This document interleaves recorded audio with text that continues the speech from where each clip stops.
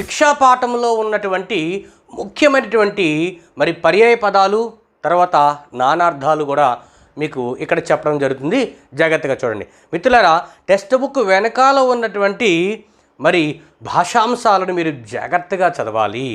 ఏ కాంపిటేటివ్కి మీరు వెళ్ళినా మరి ఈ టెక్స్ట్ బుక్ వెనకాల ఉన్నటువంటి మరి భాషాంశాలను మీరు చక్కగా చదవాలి. ఇందులో ఉన్నటువంటి పర్యాయ పదాలను మీకు ఇక్కడ చెప్పడం జరుగుతుంది. చూడండి, పర్యాయ పదాలంటే ఒక పదానికి సమానమైన అర్థం ఇచ్చేటువంటి పదాలు, ఒక పదానికి సమానార్థక పదాలు అనొచ్చు, లేదా ఒక పదానికి అదే అర్థముతో కూడినటువంటి మరి పదాలను సముదాయమును పర్యాయ పదాలు అంటే సేమ్ మీనింగ్స్ ఉంటాయన్నమాట.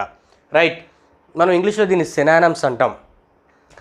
ద్వాహ కవాటంబు, ద్వాహ కవాటంబు దీని యొక్క పర్యాయ పదాలు అంటే ద్వారబంధపు తలుపు లేదా గుమ్మపు తలుపు. ద్వారబంధము లేదా గుమ్మపు తలుపు. రెండో చూద్దాం, పసిడి. పసిడి అనే పదానికి పర్యాయ పదాలు అంటే సేమ్ మీనింగ్స్ ఉన్నటువంటి పదాలు చూస్తే బంగారము, బంగారం అనొచ్చు. దీన్ని పసిడి అనే పదాన్ని బంగారం అని పిలవచ్చు. అదే పసిడి అనే పదాన్ని సువర్ణం అని పిలవచ్చు. అదే పసిడి అనే పదాన్ని మరి స్వర్ణం అని పిలవచ్చు. అదే పదాన్ని హేమము, హేమము అన్న కూడా బంగారమే. అలాగే కనకము లేదా పుత్తడి, ఇవన్నీ కూడా పసిడి అనే పదానికి పర్యాయ పదాలు. వాడు ఇంకా అడగచ్చు, హేమము అని ఇక్కడ ఇచ్చేచ్చు. హేమము అనే పదముగా పర్యాయ పదాలు చెప్పమన్నప్పుడు బంగారము, సువర్ణము, కనకము, పుత్తడి. కనకం అని ఇక్కడ ఇవ్వచ్చు. అప్పుడు వాళ్ళు పసిడి, బంగారము, సువర్ణము, హేమము, పుత్తడి అనొచ్చు. ఏదైనా సరే పుత్తడి అనొచ్చు. ఒక పదానికి సమానమైన అర్థాలను తెలిపేటువంటి ఆ యొక్క మరి పదమునే మనం పర్యాయ పదాలు అంటారు. పారాశర్యుండు. పారాశర్యుడు అంటే మనం పాటలు చెప్పుకున్నాం. పరాశ మహర్షి యొక్క కుమారుడు కాబట్టి పారాశర్యుండు అంటే ఎవరంటే వ్యాసుడు. ఆయనకి మరొక పేరు బాదరాయణుడు. ఆయనకి మరొక పేరు కానీనుడు. మనం ఇంకా చెప్పచ్చు కృష్ణ ద్వైపాయనుడు అని కూడా చెప్పచ్చు. కృష్ణ ద్వైపాయనుడు, పాయనుడు. సో ఇది కూడా మనం కృష్ణ ద్వైపాయనుడు అనే పదాన్ని కూడా మనం చెప్పడానికి అవకాశం ఉంది. నాలుగో చూద్దాం, ఆగ్రహము. ఆగ్రహం అంటే అందరికి తెలుసు కోపము, క్రోధము, కినుక.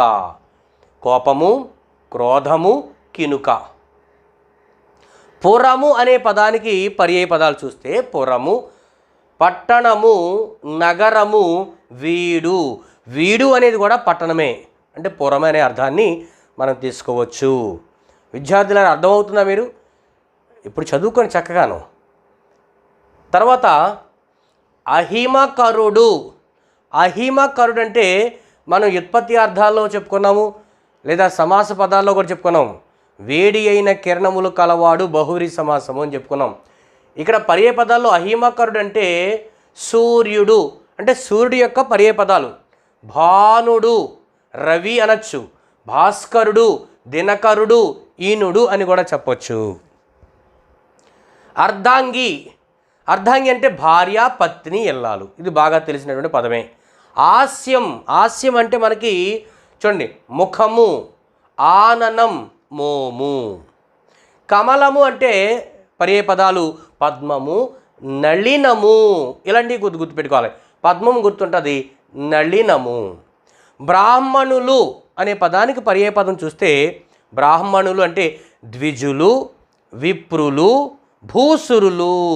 భూసురులు అంటే భూమి యందు దేవతల వలె సంచరించేవారు బ్రాహ్మణులు. భాగీరథి. భాగీరథి అంటే మనకి ఇక్కడ గంగా నది, జాహ్నవి, పావని అనే అర్థాలు వస్తాయి.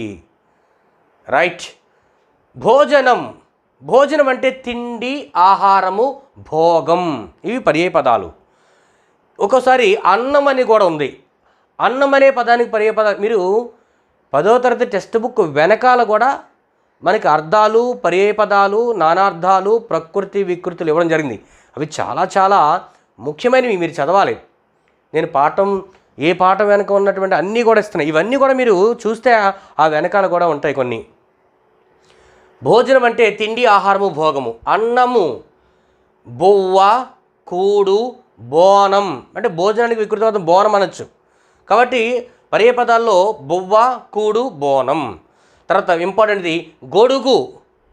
గొడుగు పాకల గిలకలు గులకర్రెంప అనే పద్యంలో వస్తుంది. గొడుగు అంటే ఛత్రము, ఆతపత్రము, కర్పరము. ఇవి మనకి ఈ పాఠంలో ఉన్నటువంటి ముఖ్యమైనటువంటి పర్యాయ పదాలు. తర్వాత నానార్థాలు కూడా చూడండి. మీరు టెక్స్ట్ బుక్ వెనకాల ఉన్నటువంటి అన్ని అంశాలను నేను బోధిస్తున్నాను విద్యార్థులారా. మీరు ఎక్కువగా వేరే వేరే మెటీరియల్ ఏం చదివే అవసరం లేదు. చెప్పినటువంటి పాఠము వెనకాల ఉన్నటువంటి భాషాంశాలన్నీ కూడా 1, 2, 3 సార్లు మీరు రివిజన్ చేస్తే వాటి వెనకాల ఉన్నటువంటివి మాత్రమే ఎక్కువగా పరీక్షల్లో ఇవ్వడం జరుగుతుంది. నానార్థాలు. నానార్థాలంటే ఒక పదానికి వేరువేరు అర్థాలు కలిగి ఉన్నటువంటి దానినే నానార్థం అంటాం. నానార్థ సంశ్లయం శ్లేష అంటారు. అంటే ఒక పదానికి అనేకమైన అర్థాలు కలిగినటువంటి దానినే నానార్థం అంటాం. ఓకేనా? దాన్ని మనం అలంకారాల్లో శ్లేష అలంకారం అని చెప్తాం. రైట్. ఇక్కడ చూడండి, వీడు. వీడు అనేటువంటి పదము ఉంది. ఇది నానార్థాలు చెప్పాలండి. అంటే డిఫరెంట్ మీనింగ్స్. ఇక్కడ సేమ్ మీనింగ్స్. ఇక్కడ నానార్థాలు అంటే ఒక పదానికి డిఫరెంట్ మీనింగ్స్, అంటే వేరువేరు అర్థాలు ఉండాలి దీనికి. అలాంటి పదాన్ని నానార్థాలు అంటారు.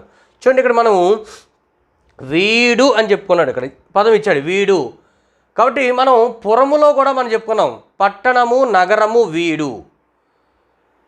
ఇక్కడ మనకి ఇక్కడ మనం పర్యాయ పదాల్లో వీడు చెప్పుకున్నాం అంటే పురములో. కానీ ఇక్కడ వీడు అంటే నానార్థం అడిగాడు. పిల్లలు జాగ్రత్తగా గమనించాలి. వీడు అంటే డిఫరెంట్ మీనింగ్స్. అంటే ఈ మనుష్యుడు. వీడు అంటే ఈడు అంటాం కదండి. వీడు అంటే ఈ మనుష్యుడు. వీడు అంటే ఇక్కడ పట్టణము అనేటువంటి మరొక అర్థం. అంటే మనుష్యుడు. దానికి వ్యతిరేకమైన డిఫరెంట్ మీనింగ్ ఏంటంటే వేరే డిఫరెంట్ మీనింగు పట్టణము. తర్వాత వదులుట, వదులుట అనేటువంటివి. అందుకని నానార్థాలు టెక్స్ట్ బుక్ వెనకాల ఉన్నాయి, మీరు జాగ్రత్తగా చూసుకోవాలి. తర్వాత లెస్స.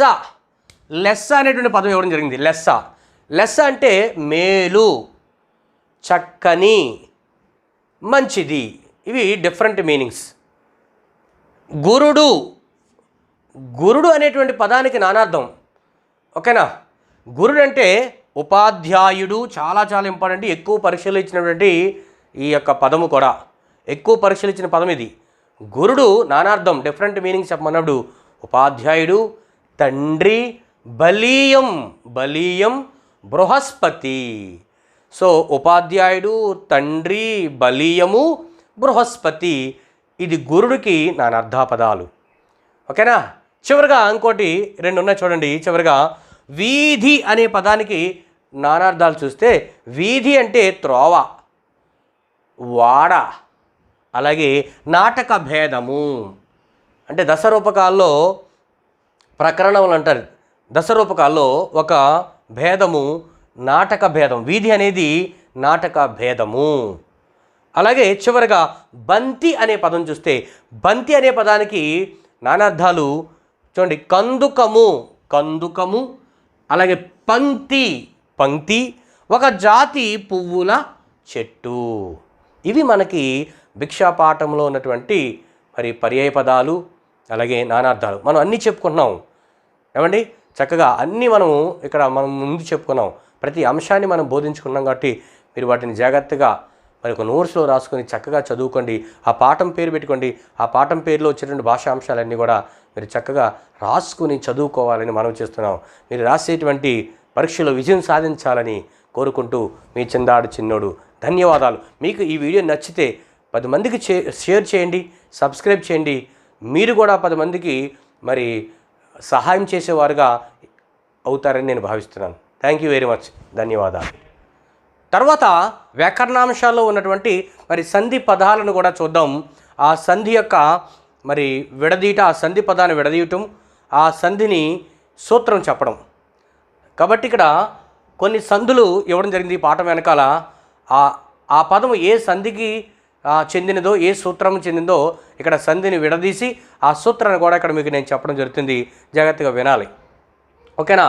మిత్రులారా, పాఠములో ఉన్నటువంటి ప్రతి అంశాన్ని మనం జల్లెడ పడుతున్నాం. ప్రతి అంశాన్ని అంటే తెలుసుకున్నాం. చూడండి, ఇక్కడ పుణ్యాంగన అన్నాడు.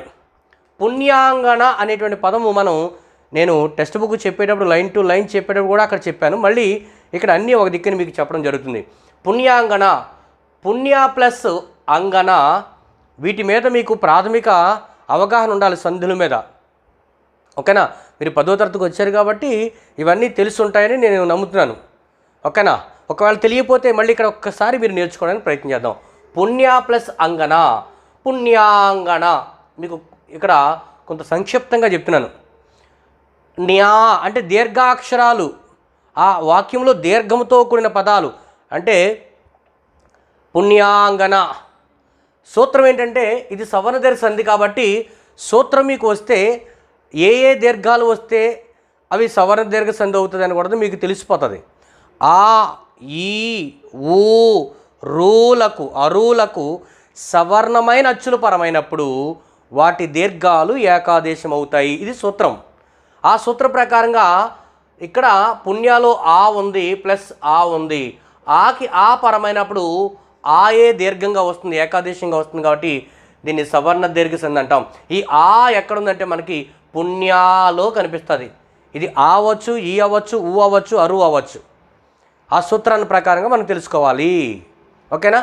తర్వాత భిక్ష ఎడదయ్యే, యకారం వచ్చినప్పుడు మరి బాలవ్యాకరణ ప్రకారంగా పరవస్తు చెన్నీసూరి చెప్పినటువంటి సూత్రం ప్రకారంగా సంధి లేని చోట స్వరంభు కంటే పరంబైన స్వరంభునకు ఎడాగమంబగున్ అనే సూత్రం ప్రకారంగా ఇక్కడ మనకి సంధి లేని చోట ఎడాగం వస్తుంది అని భిక్ష ప్లస్ ఎడదయ్యే అంటే ఇక్కడ ఏమొచ్చిందని మనకి ఎడాగం వచ్చింది. ఈ ఎడాగం ఎప్పుడైతే సంధి పదం దగ్గర వచ్చిందో అక్కడ సంధి జరగలేదంటాడు చెన్నైసూరి. అందుకని భిక్ష ప్లస్ ఎడదయ్యే సంధి కలిపినప్పుడు మధ్యలో ఎడాగం వస్తుంది కాబట్టి ఇది ఎడాగమ సంధి. సూత్రం చెప్పుకున్నాం. సంధి లేని చోట స్వరంబు కంటే, సంధి లేని చోట స్వరంబు కంటే పరంబైనటువంటి స్వరంబునకు, భిక్షలో ఆ ఉంది, పరమైనటువంటి ఇకారానికి సంధి లేని చోట స్వరంబు కంటే పరమైనటువంటి స్వరమునకు ఎడాగమ వస్తుంది అనే సూత్రం ప్రకారంగా ఇది ఎడాగమ సంధి అవుతుంది. కాబట్టి భిక్ష ఎడదయ్యే అనేటువంటి పదం తీసుకుంటే ఇక్కడ మనం చూడండి యకారం మధ్యలో వచ్చింది, విడగొట్టినాడు భిక్ష ప్లస్ ఎడదయ్యే. భిక్షలో ఆ తీసుకుంటే పూర్వపదంలో చివరి అక్షరం ఆ వచ్చింది, పరపదములో మొదటి అక్షరము ఈ ఉంది. అయితే సంధి లేని చోట స్వరంబు కంటే పరమైన స్వరమునకు ఎడాగము వచ్చును అంటే సంధి కలిపిన మధ్యలో ఎడాగం వస్తుంది కాబట్టి సంధి లేని చోట స్వరంబు కంటే పరమైన స్వరమునకు ఎడాగము వచ్చును. ఈ సూత్రం ప్రకారంగా ఈ భిక్ష ఎడదయ్య అనే పదము మనకి ఎడాగమ సంధి అవుతుంది. ఓకేనా పిల్లలు? అర్థం చేసుకోండి, కొంచెం ప్రయత్నం చేయండి. ఓకే, తర్వాత ఎడదయ్యే ఘట అన్నాడు. ఈ పదంలో పిల్లలు బాగా గమనించండి, అరసున్న ఇక్కడ మనకు కనిపిస్తుంది కదా. ఏదైనా ఒక పదములో మీరు అరసున్న వచ్చినప్పుడు ఒకసారి ఆలోచించండి. ఎడదయ్యే ఘట అన్నాడు. ఎలాగ విడదీయాలంటే అరసున్న వచ్చినప్పుడు నకార పొల్లు పెట్టి అంటే ఎడదయ్యన్, చూడండి ఎడదయ్యన్ ప్లస్ గా అలాగా కా కింద మారుతుంది కటా. ఇది ధృత ప్రకృతిక సంధి లేదా దీనికి మరొక పేరు సరళాదేశ సంధి అంటారు, లేదా ధృత ప్రకృతిక సంధి, ప్రకృతిక సంధి. ఓకేనా? అంటే ధృత ప్రకృతికముల మీద పరుషములకు సరళాలు అవుతాయి. పరుషాలంటే కచరదపాలు, సరళాలంటే గజడ దపాలు కాబట్టి ఇక్కడ గా అలాగా విడగొట్టినాడు కా కింద మారుతుంది. ఇక్కడ అరసున్న నకార పొల్లుతో మారింది. అందుకని ఎడదయ్యన్ ప్లస్ కట ఇది సరళాదేశ సంధి. దానికే మరొక పేరు ధృత ప్రకృతిక సంధి. ధృత ప్రకృతికముల మీద పరుషములకు సరళములగును. ఇది ఒక సూత్రము. దీనికి మరొక సూత్రం ఉంది. ఆదేశ సరళములకు ముందున్న ధృతమునకు బిందు సంశ్లేషణ విభాషణగు. కాబట్టి సూత్రాలు కూడా మీరు తెలుసుకోవాలి. టెక్స్ట్ బుక్లు అడిగాడు ఈ క్రింది పదాలను విడదీసి సంధి సూత్రమును సంధి పేరును కనుగొమంటాడు. అందుకనే అన్ని విషయాలు మీకు ఇక్కడ చెప్పడం జరుగుతుంది. సూత్రాలు నేను చెప్తున్నాను కాబట్టి మీరు రాసుకోండి. కాశీ ఇవ్వీటి మీద, చూడండి, కాశీ ఇవ్వీటి మీద. ఇక్కడ కాశీ మళ్ళీ ఎడాగం వచ్చింది, ఇవ్వీటి మీద విడగొడదాం. కాశీ ప్లస్ ఈ ఎడాగమాన్ని మనం విడగొట్టినప్పుడు మాత్రం ఎలా రాయాలంటే అచ్చుల్లోనే రాయాలి. ఇవ్వీటి మీద అంటే కాశీ అనే దాంట్లో ఇకారం ఉంది, ప్లస్ ఇక్కడ కూడా ఇకారం ఉంది. సూత్రం ఏంటనుకున్నాం? సంధి లేని చోట, అంటే ఎడాగం వచ్చినప్పుడు సంధి ఉండదు. సంధి లేని చోట స్వరంబు కంటే, సిలో ఈ స్వరము, స్వరంబు కంటే పరమైనటువంటి మళ్ళీ స్వరము ఈయే. సంధి లేని చోట స్వరము కంటే పరమైన స్వరమునకు మధ్యలో కలిపితే ఏమొస్తుంది? మనకి ఎడాగము అంటే ఎకారం వచ్చింది. అలా వచ్చినప్పుడు సంధి జరగదన్నాడు కాబట్టి ఇది కూడా ఎడాగమ సంధి. ఓకే, సూత్రం కూడా చాలా బాగుంటుంది కదా. సంధి లేని చోట స్వరంబు కంటే పరంబైన స్వరంబునకు ఎడాగమంబగున్. పిల్లలు చక్కగా ఇది చమత్కారంగా కూడా మనం చెప్పుకోవడానికి బాగుంటుందే. ఇలాంటివి నేర్చుకోండి, చక్కగా ఉంటుంది. రైట్. తర్వాత ఇవ్వీటి మీద అన్నాడు. ఇవన్నీ టెక్స్ట్ బుక్లో వాడి ఇచ్చినటువంటి పదాలని నేను చెప్తున్నాను. మరి టెక్స్ట్ బుక్ రచయితలు చాలా చక్కగా ఒక వాక్యము ఇస్తాడు, వ్యాకరణాంశాలు ఒక వాక్యం ఇస్తాడు. ఆ వాక్యంలో ఏ ఏ సంధి పదాలు ఉన్నాయో కనుగోవాలి. దాన్ని మీరు ఐడెంటిఫై చేయాలి.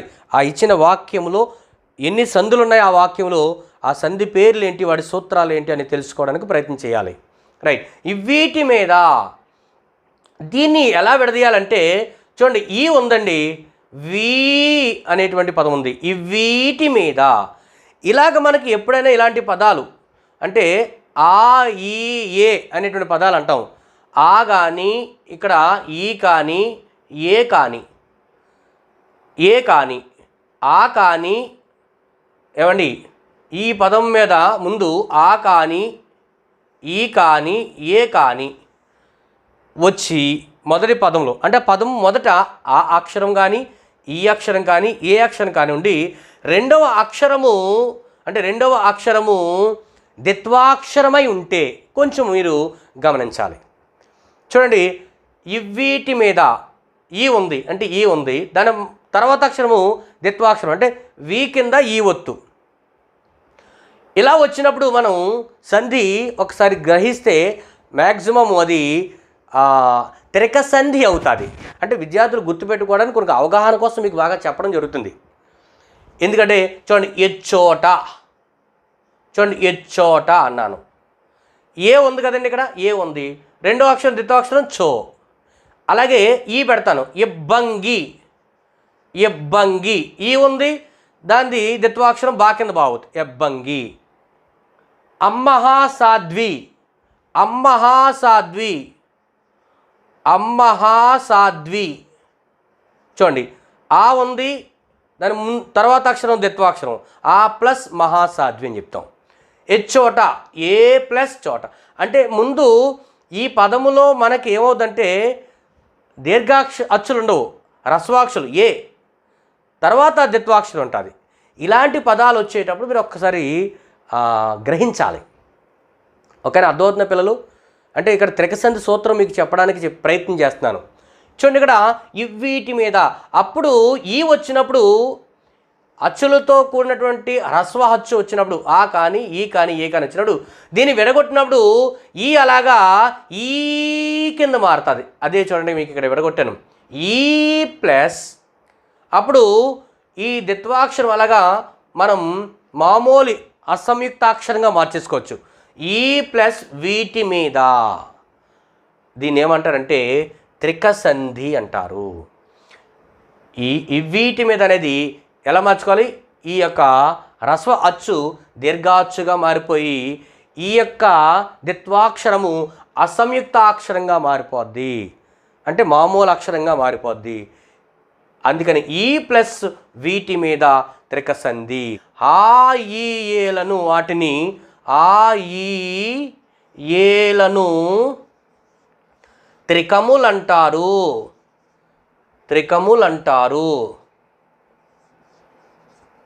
ఇది సూత్రం. ఆయిఏలను త్రికములంటారు. ఇంకొక సూత్రం ఉంది. త్రికము మీద అసంయుక్త హల్లునకు ద్విత్వంబు బహుళముగానగు. మూడో సూత్రం ఉంది. తర్వాత ఆగ్రహము తగునే. ఇక్కడ దగునే ఉంది కాబట్టి విడగొట్టినప్పుడు ఆగ్రహము ప్లస్ దా అలాగా తా కింద మారిపోద్ది, తగునే. ఇది గసడదవా దేశ సంధి. ఓకేనా? అంటే ప్రథమ మీద పరుషములకు గసడదవాలు బహుళముగా నగున్ అనే సూత్రం ప్రకారంగా ఏమండి ఆగ్రహము ప్లస్ తగునే, ప్రథమ మీద పరుషములకు గసడదవాలు బహుళముగా నగున్ సూత్రం ప్రకారంగా ఇది గాసడదవా దేశ సంధి సూత్రం చెప్పుకున్నాం. ఓకేనా? మునీశ్వర అందరికీ తెలిసింది. మునీశ్వర, ముని ప్లస్ ఈశ్వర, నీలో అచ్చు ఈ ఉంది ప్లస్ ఈ ఉంది. చెప్పండి పిల్లలు, ఇది ఏంటి అవుద్ది? ఈకి ఈ పరమైనప్పుడు ఖచ్చితంగా ఈయే వస్తుంది. ముని ప్లస్ ఈశ్వర కలిపితే దీర్ఘము మునీలో ఉంది. ఓకేనా? ఇది కూడా సవర్ణ దీర్ఘ సంధి. ఇది కూడా మనకి సవర్ణ దీర్ఘ సంధిలో పుణ్యాంగన ఆతో చెప్పుకున్నాం, ఇక్కడ దీర్ఘంలో ఈతో చెప్పుకున్నాం. తర్వాత చివరిగా ఉన్నయూరు చూడండి, ఇక్కడ ఉన్న ప్లస్ ఎడాగం ఉంది. ఇక్కడ మీకు అర్థమైపోయింది, అప్పుడే ముందు విన్నారు కాబట్టి. యూరు అలాగా మార్చుకున్నాడు, ఊరు కింద మారుతుంది కాబట్టి ఉన్నాలో ఆ ఉంది ప్లస్ ఓ ఉంది. ఇది కలిపినప్పుడు మధ్యలో మనకి ఏమొస్తుందంటే ఎడాగం వస్తుంది కాబట్టి ఇది కూడా ఎడాగమ సంధి. ఉన్న యూరు అనేది ఏ సంధి అని అడిగితే ఎడాగమ సంధి. ఇవి మనకి మరి భిక్షా పాఠంలో ఉన్నటువంటి చాలా ముఖ్యమైనటువంటి సంధి పదాలు. ఇలాగ మీరు ఆ వాక్యంలో ఉన్నటువంటి సంధి పదము కనుగోవడము, ఆ సంధి పదాన్ని విడదీయడము, విడదీసిన పదాన్ని సూత్రం చెప్పడము, అది ఏ సంధో పేరు పెట్టడము. ఇలాగ మీరు ప్రతి పాఠము కానీ కొంచెంగా నేర్చుకోగలిగితే చాలా సులువుగా మీరు సబ్జెక్ట్ మీద పట్టు సాధిస్తారు. తద్వారా మంచి మార్కులు సాధించడానికి అవకాశం ఉంది. మీకు నచ్చితే ఈ వీడియో ఒక లైక్ చేయండి, మరి సబ్స్క్రైబ్ చేయండి. మీ స్నేహితులకి ఈ వీడియోని పంపించే వారందరికీ కూడా మీరు కూడా సహాయం చేయాలని మనవి చేస్తూ ఉన్నాను. మీ చిందాడ చిన్నోడు. ధన్యవాదములు.